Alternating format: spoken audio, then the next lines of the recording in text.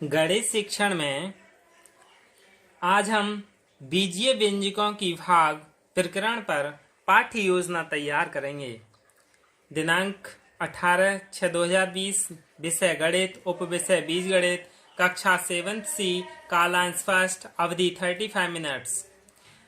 सामान्य उद्देश्य यानी जनरल ऑब्जेक्टिव, छात्रों में गणितीय अध्ययन के प्रति रुचि जागृत करना, छात्रों में विभिन्न गणितीय मूल्यों का विकास करना, छात्रों में वैज्ञानिक दृष्टिकोण उत्पन्न करना, छात्रों में चिंतक यानी चिंतन शक्ति एवं कल्पना शक्ति, तर्क शक्ति आदि मानसिक शक्तियों का विकास करना।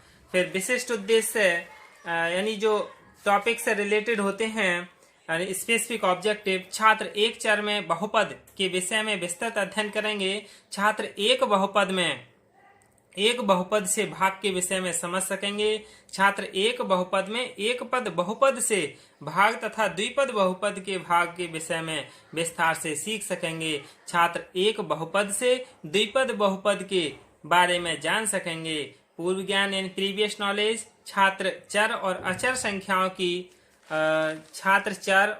संख्याओं की भाग के विषय में सामान्य जानकारी रखते हैं। शिक्षण सहायक सामग्री यानी टीचिंग एड्स हैं, चॉक, डस्टर, लपेट चैम्पर्ट, पॉइंटर आदि। शिक्षण बिंदु यानी प्रस्तावना प्रश्न, अनुदेशनात्मक उद्देश्य यानी पूर्व ज्ञान, अनुमान, प्रत्यास्पण। फिर छात्राध्यापक क्रिया क्या है? 2 गुणा x यानी 2 गुणा x का मान क्या होगा? छात्र क्रिया है यानी 2 गुणा x का मान 2x होगा। 3 गुणा y का मान क्या होगा? 3y होगा। 3x गुणा y का मान क्या होगा? तो छात्र बता देगा 3xy होगा।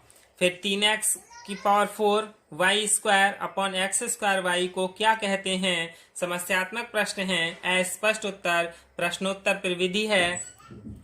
और उद्देश्य कथन यानी नवीन ज्ञान प्रस्तुतिकरण। फिर यहाँ स्पष्टीकरण करेगा छात्राध्यापक।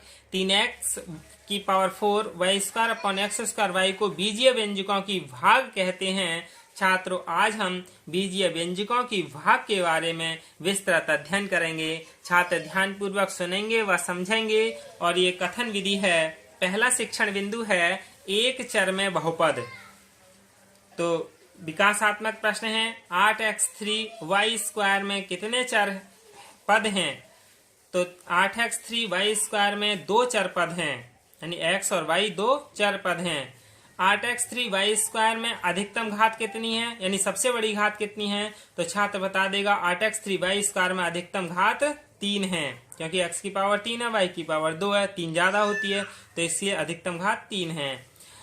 3x की power 4 minus 4x3y square plus 5x square y square plus y3 में घातांकों का योगफल ज्ञात करो। तो समस्यात्मक प्रश्न है, अस्पष्ट उत्तर, क्योंकि घातांकों का योगफल करना नहीं आता है छात्रों से।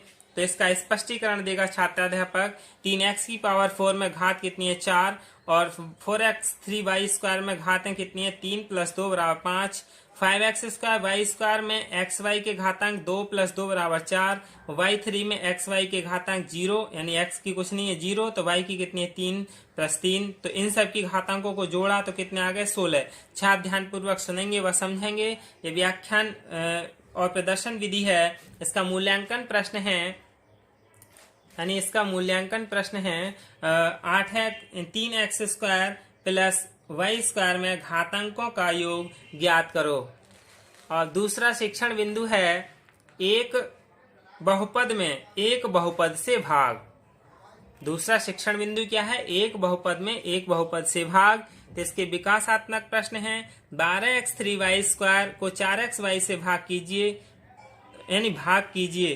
तो छात्र बता देगा 3x स्क्वायर y। 4 से 12 को काटा और xy घात कम हो गई तो 3x स्क्वायर y। x3y3 में बटे x स्क्वायर y स्क्वायर से भाग कीजिए, कर देगा क्या बचेगा? xy। ये क्या है? प्रश्नोत्तर प्रविधि है। 12x square plus 9x3 minus 36x में 3x से भाग कीजिए। समस्यात्मक प्रश्न है तो अस्पष्ट उत्तर है। फिर इसका स्पष्टीकरण यानी चर x में x से तथा y में y से भाग देते हैं।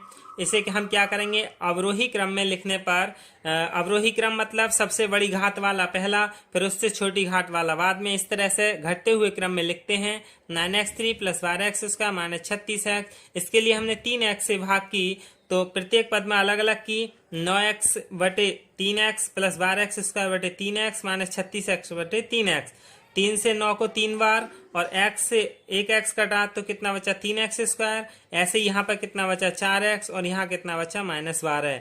छात्र ध्यान पूर्वक सुनेंगे व समझेंगे। व्याख्यान विधि है, इसमें सह प्रदर्शन विधि भी है, और मूल्यांकन प्रश्न है 15x⁴ में 5x3 से भाग दीजिए। छात्र यहाँ सीख लिया अच्छे से, फिर इसे भी भाग वो आसानी से दे लेगा। फिर तीसरा शिक्षण बिंदु है बहुपद में द्विपद बहुपद से भाग। यानी बहुपद में यानी बहुत सारे पद होते हैं, जैसे x² 1, 7x 2 और 10। यानी इसमें चिन्ह लगे हुए होते हैं, वो पद होते हैं। 3 हैं, जहाँ 2 से ज्यादा हो वह बहुपद कहलाता है। और द्विपद यानी जिसमें 2 पद हो, x + 5 2 पद, तो बहुपद में द्विपद से भाग। तो विकासात्मक प्रश्न है x² + 7x + 10 में x + 5 से भाग में भाज्य कितना है। तो छात्र बता देगा x² + 7x + 10 भाज्य है। फिर x² + 7x + 10 को x + 5 में भाजक कितना है, बता देगा भाजक x + 5 है।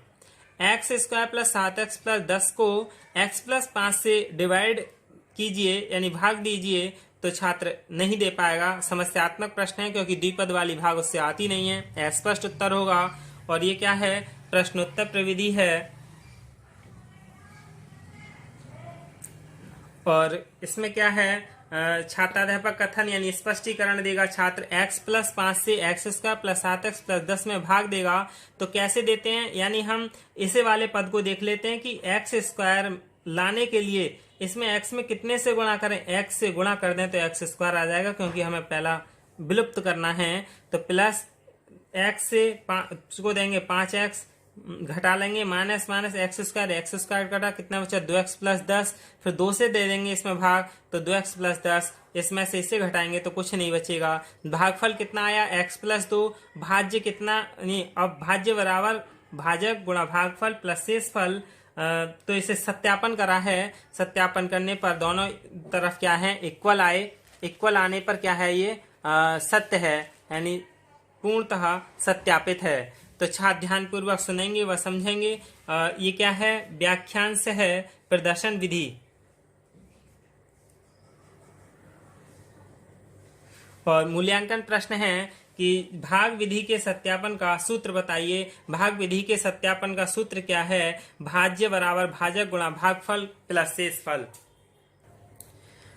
पुनरावृत्ति प्रश्न यानी जो हम अब तक पढ़ा चुके हैं उन्हीं में से प्रश्न पूछ लेते हैं। 5x3 + 4x² में सबसे बड़ी घात कितनी है। छात्र अच्छे से सीखा, बता देगा 3 है। 6x² + x3 + 9x को अवरोही क्रम में लिखिए। तो x3 + x² + 9x यानी बड़ी घात पहले, फिर उससे छोटी बाद में।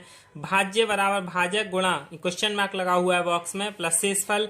यहाँ प्रश्नवाचक चिन्ह के स्थान पर क्या आएगा, बच्चा बता देगा भागफल आएगा। यानी क्या है, पुनरावृत्ति प्रश्न। इससे पता चलता है कि बच्चे ने अच्छे से अधिगम किया है, यानी छात्राध्यापक ने अच्छे से अधिगम कराया है। श्यामपट्ट कार्य नवीन यान स्थायीकरण। छात्राध्यापक तीनों शिक्षण बिंदु श्यामपट्ट पर अंकित करेगा। छात्र श्यामपट्ट कार्य उतारेंगे।